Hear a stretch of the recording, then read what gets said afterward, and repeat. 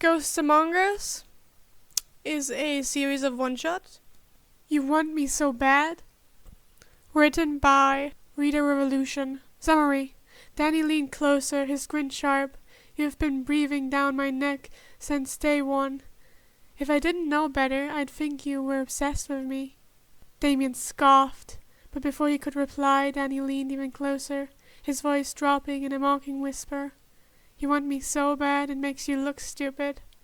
The words hit like a building, reverberating through Damian's brain. He froze, staring at Danny, who raised an eyebrow, clearly waiting for some scathing comeback, but Damian's expression flickered, with first confusion, then disbelief, followed swiftly by something Danny could only describe as existential horror. Or the moment Damian realizes he's attracted to the idiot called Fenton. Danny Fenton adjusted the lanyard hanging around his neck. The laminated badge proclaiming him a competitor in the Vanguard Initiative, Young Inventor Edition. He squinted up at the banner fluttering across the wide, open plaza, where hundreds of ambitious teens mulled about, buzzing with nerves and determination. The pressure in the air was palpable. Everyone here seemed to crave validation, and the weight of that need was almost enough to make him turn around and leave, almost. But Jazz gave him the look before he left, the patterned big sister glare of disappointment. If he even thought about bailing. You need this, she'd said, arms crossed, clipboard in hand. You're brilliant, Danny, and it's time the world saw it, beyond, ghost fights. Yeah, he muttered under his breath, kicking a loose pebble across the pavement. Time to shine, Danny. Let's go. Before he could fully psych himself up, a shadow fell across him. Are you lost? Came a clipped, perfectly enunciated voice. Danny looked up, and immediately wished he hadn't. The boy standing in front of him looked like he'd stepped off a runway for rich kid perfection. A crisp blazer, pristine badge, of course, and a face so smug it particularly screamed I win. Nope, Danny said, forcing a smile. Why? You're handing out directions, prep school? The boy's sharp green eyes narrowed slightly. Hardly. I was merely curious how someone so disheveled found themselves here. Danny blinked, then glazed down at his jeans and hoodie. Sure, they weren't fancy, but they were clean, mostly. Disheveled? Seriously, dude, who even talks like that? Did you swallow a thesaurus or something? The boy's lips quirked ever so slightly. Damian Wayne, he introduced himself, extending a hand like he was doing Danny a favor. Danny didn't take it. Danny Fenton, he replied, crossing his arms. From Amity Park. Nice to meet you, Wayne. Damian raised an eyebrow, clearly unimpressed. I suppose even regional talent must be included to make the numbers fair. Oh, you gotta be kidding me, Danny muttered, already regretting this entire thing. First the challenge was an engineering competition. Contests were tasked with designing a functional, eco-friendly energy source from a pile of random parts.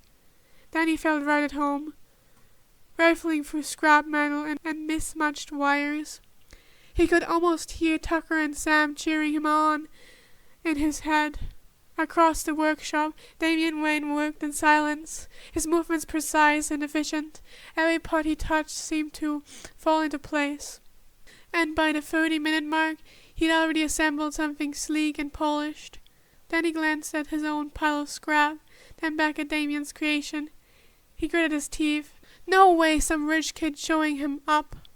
Looks good, Danny called out, watching Damian test his sleek wind turbine. But you're sure it will work? Hate for all that effort to go to waste. Damian didn't look up. Your jealousy is noted, Fenton. Perhaps focus on your own project instead of gawking at mine. Danny rolled his eyes, but grinned anyway. Whatever you say, Wayne. Damian's design was immaculate. A compact turbine with solar backup. The judge nodded approvingly at his precise presentation. Danny's invention, on the other hand, was a Frankenstein escrew contraption that looked like it might explode. When he flipped the switch, though, it generated twice the energy Damian's sleek model could muster. The room went silent. Interesting approach, one judge finally said, though they kept a safe distance from Danny's creation. Damian's jaw tightened ever so slightly. He stepped closer, peering at Danny's creation. It's inefficient, he said finally. It will break down within hours. Maybe, Danny replied, crossing his arms. But it works now, which is more than I can say for over-engineered paperweight. Damian's glare could have melted steel. By the end of the first week, their budget had become a specter sport for the other contestants. Today had been no different. They were supposed to design a solution to a complex environmental problem. Naturally, both had nailed it.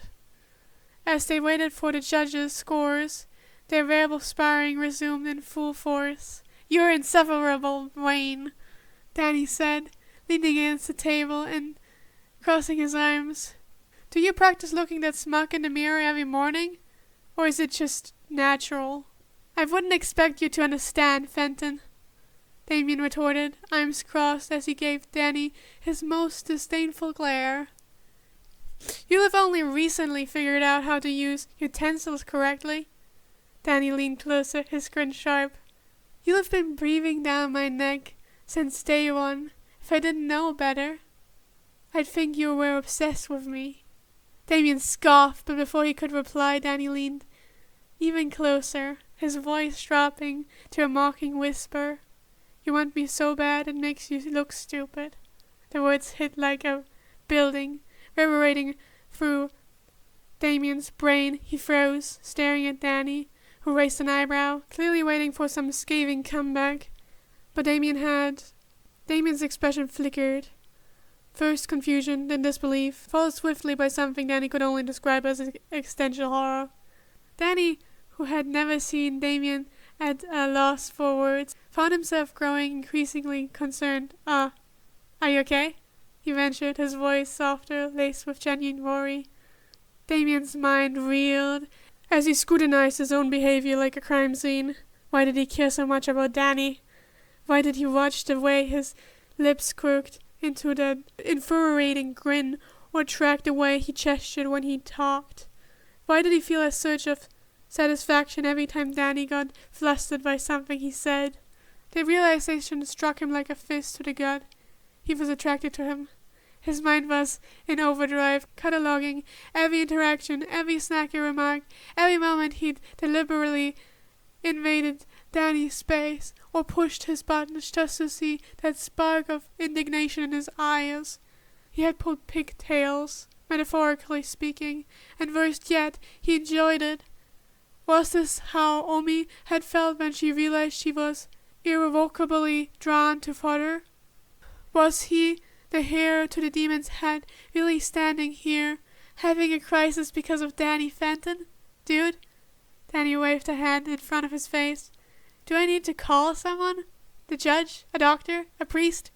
Danny was leaning towards him now, his head cocked slightly, his hand hovering near Damian's shoulder. He was close, so close that Damian could see the flecks of brighter blue in his eyes, the slight flush in his cheeks. "No," Damian said, finally, his voice steady, though his soul felt like it had taken a direct hit.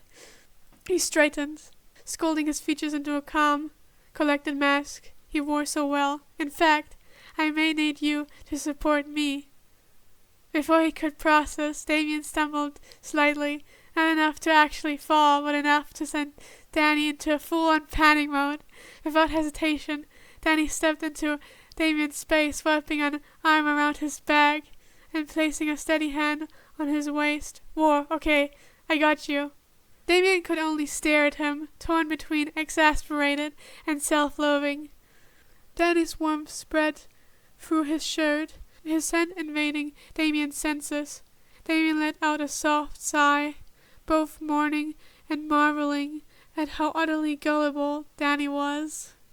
His touch was warm, steady, and far too comforting for someone Damian had been mentally referring to her as his nemesis for weeks now.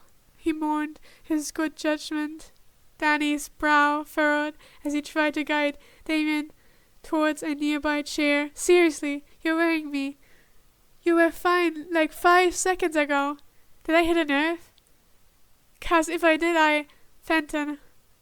Damian interrupted, his voice a touch rougher than usual. Danny stopped, looking at him expectantly. Damian took a breath, steeling himself. He could do this. He was trained for high-stakes negations. I'm fine, Damian said smoothly. Though his inner monologue was a cacophony of despair, I just need a moment. Danny frowned, studying him carefully. A moment for what? Are you sure you're not about to pass out? You look... Damian cut him off, his voice low and firm. Daniel. Then he paused, thrown by the use of his first name. Yeah? I despise you, Damian said, the words precise and deliberate. Never mind, Damian muttered, turning sharply and walking away, leaving Danny standing there, confused and holding out his hand in disbelief. What the hell just happened? Danny called after him. Damian didn't look back.